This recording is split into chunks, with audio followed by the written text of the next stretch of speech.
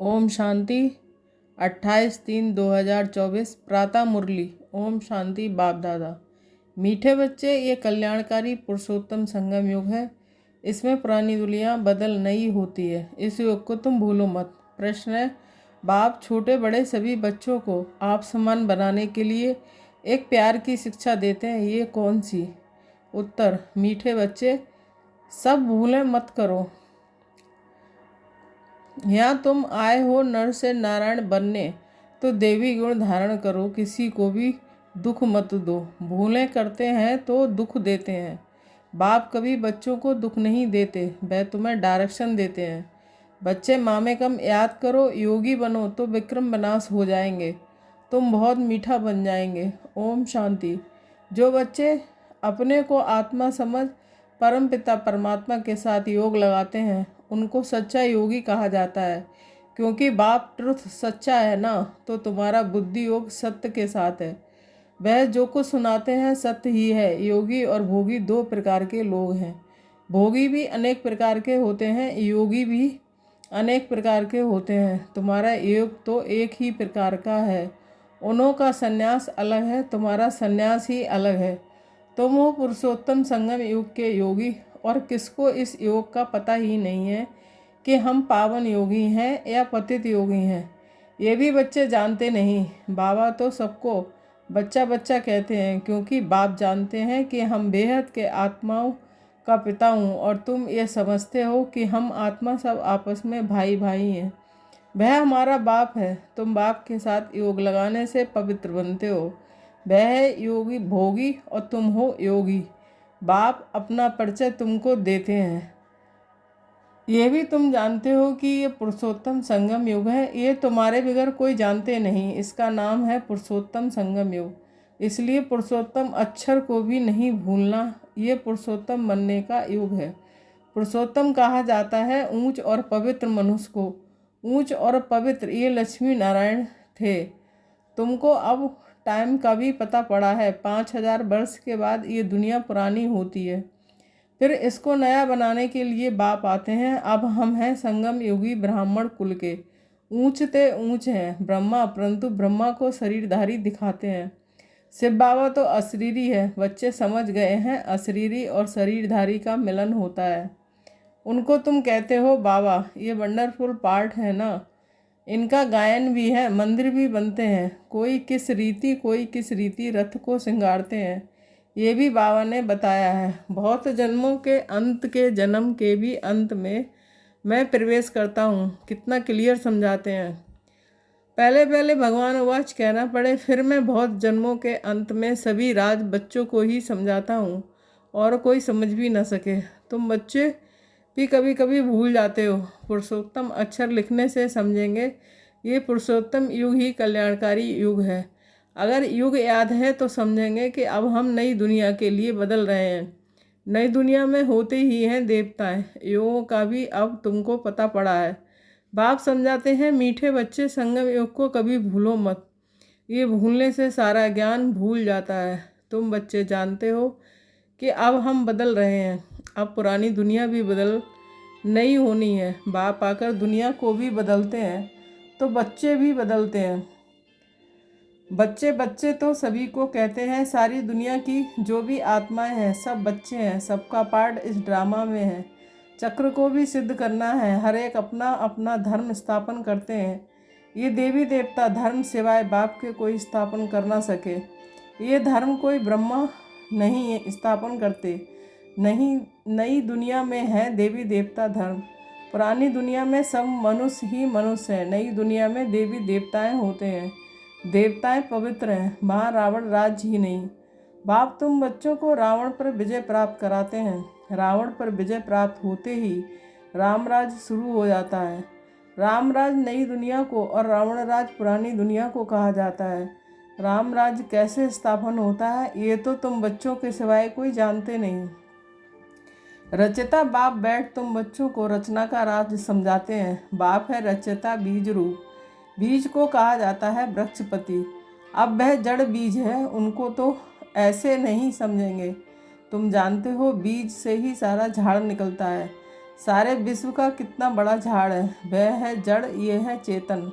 सत्य चित्त आनंद स्वरूप मनुष्य सृष्टि का बीज रूप बाप है।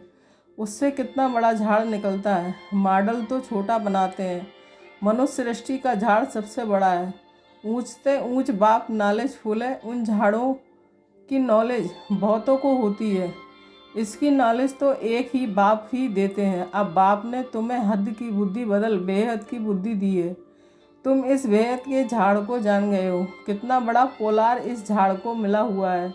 बाप बच्चों को बेहद में ले जाते हैं।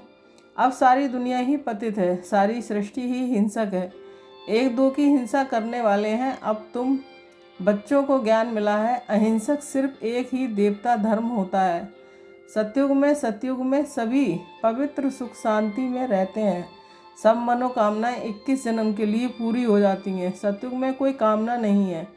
अनाज आदि सब कुछ अथाह मिल जाता है। ये बॉम्बे पहले नहीं थी। देवता खारे सागर के किनारे जमीन पर नहीं रहते हैं। मीठी नदियाँ जहाँ थीं वहाँ देवताएँ थे। मनुष्य थोड़े थे, एक एक को बहुत जमीन होती है। सतयुग में है ही 22 वर्ल्ड।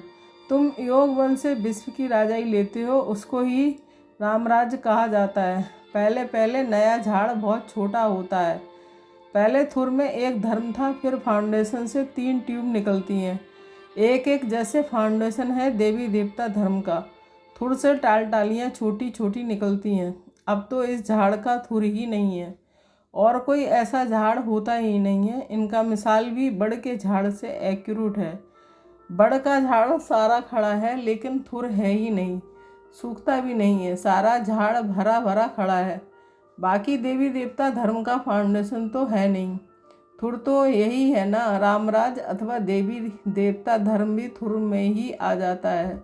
बाप कहते हैं कि हम 3 धर्म स्थापन करते हैं। ये सब बातें तुम संगम योगी ब्राह्मण ही समझते हो। तुम ब्राह्मणों का है छोटा सा कुल, छोटे छोटे मठपंथ निकलते हैं ना। अरविंद आश्रम है, कितना जल्दी जल्दी वृद्धि को पाते हैं, क्योंकि उनमें विकार के लिए कोई मना नहीं। यह बाप कहते हैं काम माँ शत्रु है, उन पर विजय पानी है, ऐसे कोई और कह ना सके, नहीं तो उनके पास भी हंगामा हो जाए। यहाँ तो है ही पतित मनुष्य, तो पावन बनने की बात नहीं सुनते। कहते हैं बेकार बिगर बच्चे कैसे पैदा होंगे, उन विचारों का भी दोष नहीं है। गीता पाठी कहते भी हैं कि भगवान वाच काम माँ शत्रु है, उनको जीतने से जगत जीत बनते हैं, परंतु समझते नहीं हैं। वह जब ये अक्षर सुनाते हैं तो उनको समझाना चाहिए।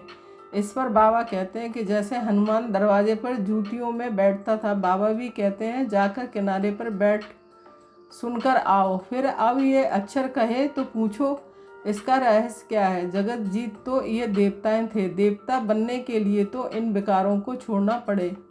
ये भी तुम कह सकते हो। तुम ही जानते हो कि अब रामराज्य की स्थापना हो रही है। महावीर भी तुम हो, इसमें डरने की कोई बात ही नहीं है। बहुत प्यार से झुकना चाहिए। स्वामी जी, आपने बताया कि इन विकारों पर विजय पाने से विश्व के मालिक बनेंगे, लेकिन आपने ये तो बताया नहीं कि पवित्र कैसे बने। अब तुम बच्चे पवित्रता में रहने वाले महावीर हो। महावीर ही विजय माला में पिरोए जाते हैं। मनुष्यों के कान तो रॉन्ग बातें सुनने पर हिरे हुए हैं। तुमको सब रॉन्ग बातें सुनना पसंद नहीं आती हैं। राइट बातें तुम्हारे कानों को अच्छी लगेंगी। Hear no evil. मनुष्यों को सुजाग तो जरूर करना है। भगवान कहते हैं पवित्र बनो। सतयुग में सब पवित्र देवताएं थे, अब सब अपवित्र हैं। ऐसे ऐसे समझना चाहिए। बोलो, हमारे पास ये सत्संग होता है, उसमें ये समझाया जाता है कि काम महाशत्रु है। अब पवित्र बनना चाहते हो तो एक युक्ति से बनो। अपने को आत्मा समझ, भाई भाई की दृष्टि पक्की करो। तुम बच्चे जानते हो, पहले पहले ये भारत बहुत भरपूर खंड था, अब खाली होने के कारण हिंदुस्तान नाम रख दिया है। पहले भारत धन दौलत पवित्रता सुख शांति सबसे भरपूर था, अब है दुखों से भरपूर। तब पुकारते हैं हे दुख हरता सुख हरता। तुम कितना खुशी से बाप से पढ़ते हो। ऐसा कौन होगा जो बेहद के बाप से बेहद का वर्षा नहीं लेगा। पहले पहले अल्प समझना है। अल्प को ना जाना तो कुछ भी रहस्य बुद्धि में आएगा ही नहीं। तो बेहद का बाप जो बेहद का वर्षा देते हैं, जब ये निश्चय बैठे तब आगे बढ़े। बच्चों को बाप से कुछ भी प्रश्न पूछने की दरकार नहीं है। बाप पतित पावन है, उनको ही तुम याद करते हो। तुम उनकी याद से ही पावन बनेंगे। मुझे बुलाया ही इसलिए है। जीवन मुक्ति है भी सेकंड की, फिर भी याद की यात्रा समय ले लेती है। मुख्य बात की यात्रा में ही विघ्न पड़ते हैं। आधा कल्प देही अभिमानी रहे हैं, अब एक जन्म देही अभिमानी बनने में ही मेहनत है। इनके लिए ब्रह्मा बाबा के लिए भी बहुत सहज है। तुम बुलाते भी हो बाप दादा, ये भी समझते हैं बाप की सवारी हमारे सिर पर है। बहुत उनकी महिमा करता हूँ, बहुत प्यार करता हूँ। बाबा आप कितने मीठे हो, हमको कल्प कल्प कितना सिखलाते हो, फिर आधा कल्प आपको याद भी नहीं करेंगे। अब तो बहुत याद करता हूँ। कल हमारे में कुछ भी ज्ञान नहीं था, जिसकी पूजा करते थे हमको ये थोड़ा ही मालूम था कि हम ये बन जाएंगे। अब तो बंडर लगता है, योगी बनने से फिर ये देवी देवता बन जाएंगे। मेरे भी सब बच्चे हैं, ये बाबा बहुत प्यार से बच्चों को संभालते हैं, इनकी पालना करते हैं। ये भी हमारे समान नर से नारायण बन जाएंगे। यहाँ तुम आए ही हो इसलिए कितना समझाता हूँ। बच्चे बाप को याद करो, देवी गुण धारण करो, खान पान की संभाल करो। नहीं करते हैं तो समझता हूँ शायद अभी समय पड़ा है, कुछ ना कुछ भूलें तो होती रहती हैं। छोटे बड़े बच्चों को प्यार से समझाता हूँ, बच्चे भूलें बहुत मत करो, उसको दुख ना दो। भूल करते हो तो गोवा दुख देते हो। बाप कभी भी दुख नहीं देते हैं, वह तो डायरेक्शन ही देते हैं। मामे कम याद करो तो विक्रम विनाश हो जाएंगे, बहुत मीठा बन जाएंगे। ऐसा मीठा बनना देवी गुण धारण करने हैं। पवित्र बनो, यहाँ अपवित्र के आने का हुक्म नहीं है। कभी कभी आने देते हैं, ये भी वह भी अभी। जब बहुत वृद्धि हो जाएगी तो कह देंगे कि यह है tower of purity, tower of silence. ऊंच ते ऊंच है ना, अपने को आत्मा समझ बाप की याद में रहना है। ये है हाईएस्ट पावर। यहाँ बहुत साइलेंस रहती है। आधा कल्प कोई झगड़ा आदि हो नहीं होता है। यहाँ कितना झगड़ा आदि होता है, शांति हो न सके। शांति का धाम है मूल वतन।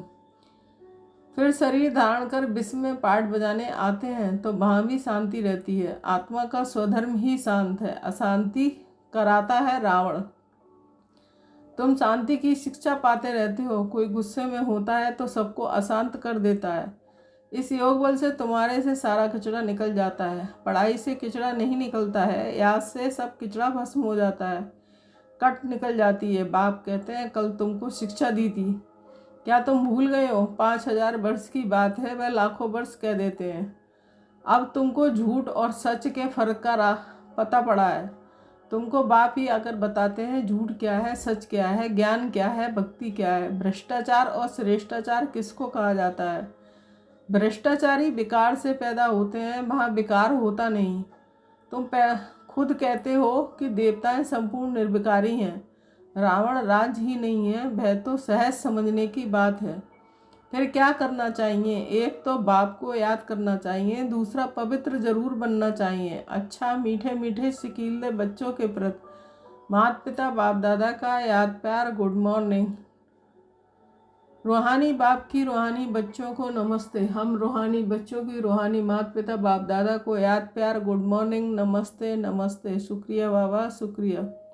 धारणा के लिए मुख्य सार 1 पॉइंट। पवित्र बनने में महावीर बनना है। याद की यात्रा से अंदर का कचरा निकालना है। अपने शांत स्वरूप में स्थित रहना है, अशांति नहीं फैलानी है। 2 पॉइंट। बाप जो राइट बात सुनाते हैं वही सुननी है। हियर नो इविल, रॉन्ग बातें मत सुनो। सभी को सुजाग करो। पुरुषोत्तम युग में पुरुषोत्तम बनो और बनाओ।